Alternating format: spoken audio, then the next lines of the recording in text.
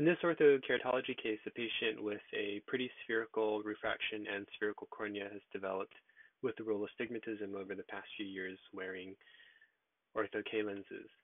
And most of the time, if we don't have much still to begin with, but the patient is starting to show some, it's because either the lens is too loose in the vertical meridian or too tight in the horizontal meridian, or sometimes too tight all the way around, but more so horizontally. And this is for cases with induced with the rule astigmatism.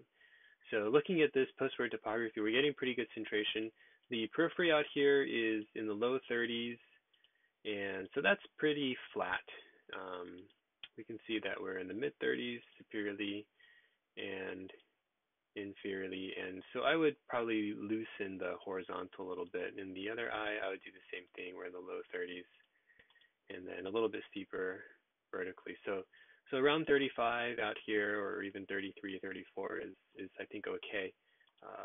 Around 30 or less is probably a little bit too flat, and we can loosen that up a little bit. So the way to do this is to go ahead and design a new lens. You'll go to the original topography, the one I used for your initial set of lenses, create a new lens, and Wave will ask you if you want to start with the previous lens, and that's perfectly fine. So this is the previous lens or the lens that the patient has right now. So if the recommendation is to loosen vertically, then we'll go to, this is a G-SYM lens, so in 50% mode. In either of the horizontal meridians, we can just lift the periphery of the lens.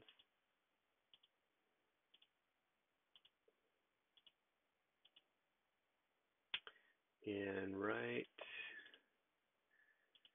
think we started around 16 or 1700.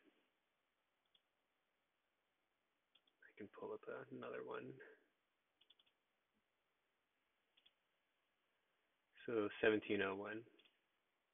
So we've got about 11 micron change. I think 10 microns is pretty sufficient. That should be clinically significant without altering the fit of the lens too much. It'll be mirrored on the other side. Superiorly, we'll still maintain the same bearing in the periphery. We don't want to reduce that bearing, because then if the lens is too loose vertically, then we'll still end up with some residual cylinder.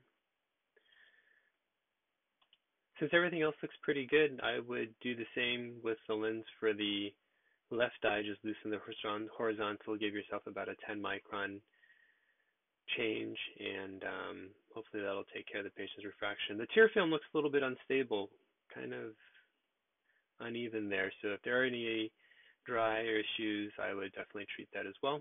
That will hopefully improve the quality of vision that your patient is getting as well. So hopefully that helps. Best of luck with your patient. Thanks for watching.